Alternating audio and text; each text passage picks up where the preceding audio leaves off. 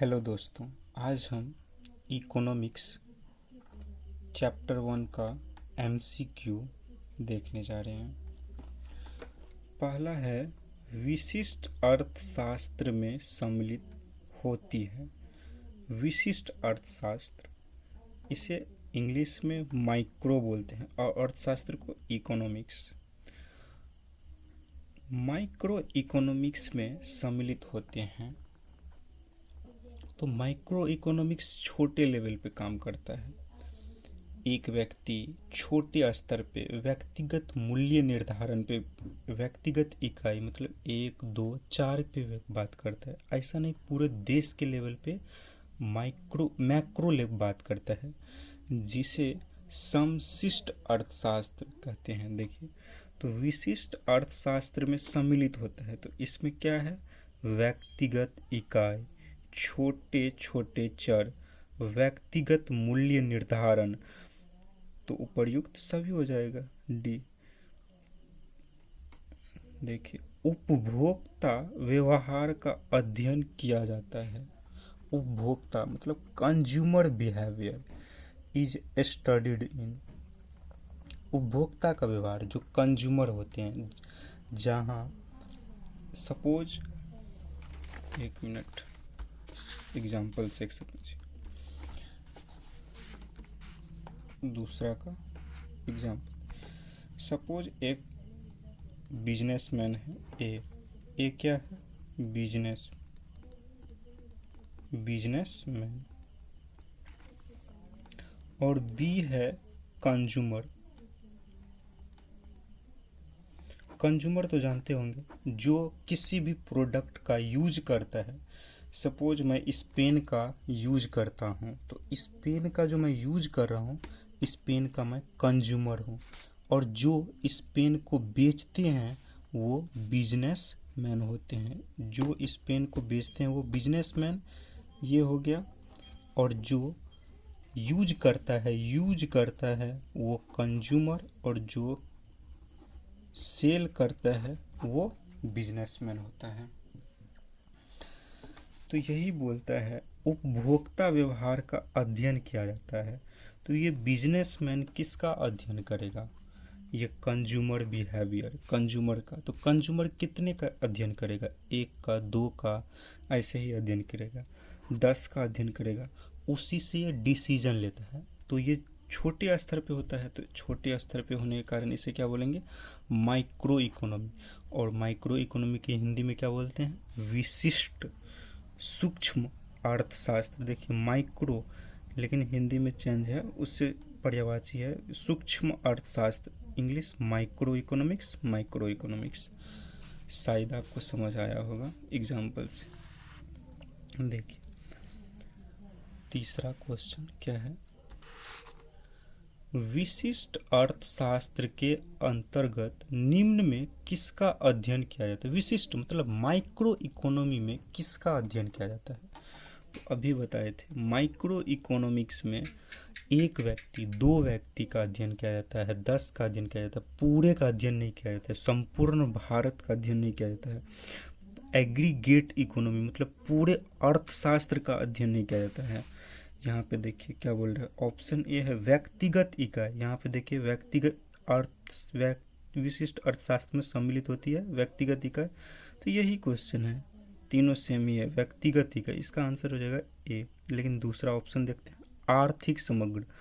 तो ये जो है सो पूरे इकोनॉमिक्स का बात करता है, जो होल इकोनॉमी मतलब पूरे इंडिया के बारे में बात करता है। तो पूरे इंडिया के बारे में कौन बात करता है, मैक्रो इकोनॉमिक्स। ये मैक्रो इकोनॉमी है ना, समशिष्ट अर्थशास्त्र, ये बात करता है मैक्रो इकोनॉमिक्स। और राष्ट्रीय आय मतलब पूरे देश की इनकम, राष्ट्रीय आय, तो ये कौन बात करता है, समशिष्ट इकोनॉमी, मैक्रो इकोनॉमी बात करता है। देखिए, यहाँ पे है, समशिष्ट अर्थशास्त्र के अंतर्गत निम्न में किसका अध्ययन किया जाता है। समशिष्ट में मैक्रो इकोनॉमिक्स, तो समशिष्ट में ऊपर देखे थे आर्थिक समग्र, राष्ट्रीय, ये दोनों तो आते हैं। देखिए, ये दोनों भी दिया होगा, राष्ट्रीय है ये, तो ये तो हो जाएगा। जो समशिष्ट में था, पूर्ण रोजगार मतलब फुल एम्प्लॉयमेंट, मतलब पूरे इंडिया में, पूरे बिहार, मतलब बड़े लेवल पे बात करता है, जो वहाँ पे पूरे एम्प्लॉयमेंट होना चाहिए। तो ये कौन बात करता है? समशिष्ट इकोनॉमी, मैक्रो इकोनॉमिक्स बात करते हैं। कुल उत्पादन मतलब टोटल प्रोडक्शन क्या होगा, पूरे इंडिया का प्रोडक्शन क्या होगा। तो यही तो चौथा का क्या हो जाएगा? द उपर्युक्त सभी। देखते हैं विशिष्ट अर्थशास्त्र। विशिष्ट इंग्लिश तो आप जानते होंगे, माइक्रो, विशिष्ट माइक्रो। तो ये किस चीज़ के बारे में बात करते हैं? अभी बताए थे ऊपर, ये छोटे लेवल पे बात करता है, इंडिविजुअल लेवल पे बात करता है।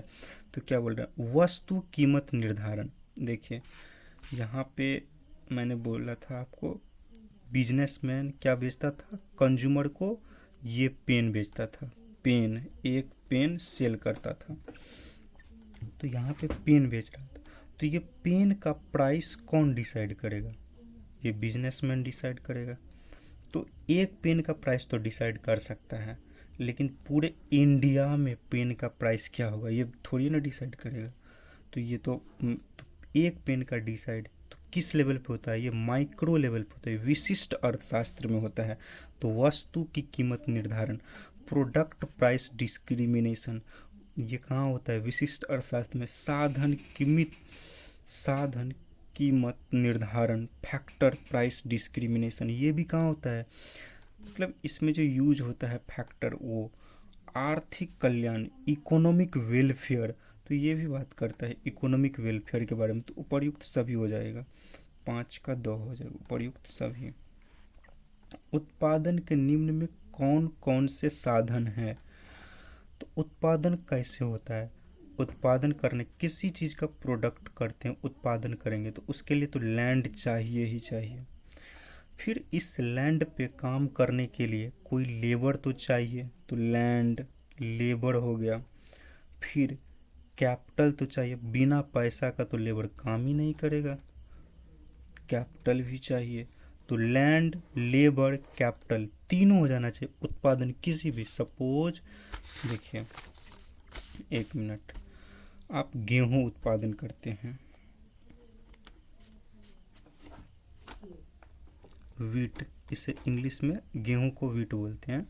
सपोज आप गेहूं उत्पादन करते हैं, तो गेहूं उत्पादन करने के लिए लैंड चाहिए। फिर लैंड हो गया, तो अब क्या चाहिए? लेबर चाहिए। लेबर, तो लेबर को तो पैसा देना पड़ेगा ना, तो कैपिटल चाहिए ना। तो ये तीनों चीज़ तो चाहिए ही। तो वही बोलता उत्पादन के निम्न में कौन से साधन हैं? तो तीनों हो जाएगा, लैंड भी चाहिए, भूमि भी चाहिए, श्रम, लेबर भी चाहिए, और पूंजी, उपर्युक्त सभी। माइक्रोज, जिसका अर्थ होता है छोटा, निम्न में कौन सा शब्द है? तो ये कहाँ से आया? इसका कहने का अर्थ है माइक्रो कहाँ से आया है, मतलब माइक्रो शब्द का यूज सबसे पहले कहाँ बोला गया था, कहाँ से आया? तो ये ग्रीक वर्ड से आया है। देखिए, आर्थिक क्रियाओं के अध्ययन के संदर्भ में अर्थशास्त्र को दो शाखाओं में, विशिष्ट और समशिष्ट, निम्न में किसने विभाजित किया? तो अब तो ये याद करना पड़ेगा, इसमें कोई समझाने वाली बात नहीं है।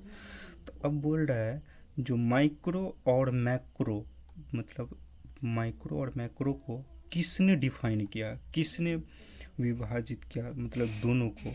तो राइगनर फ्रिश ने किया है। तो ये ऑप्शन हो जाएगा।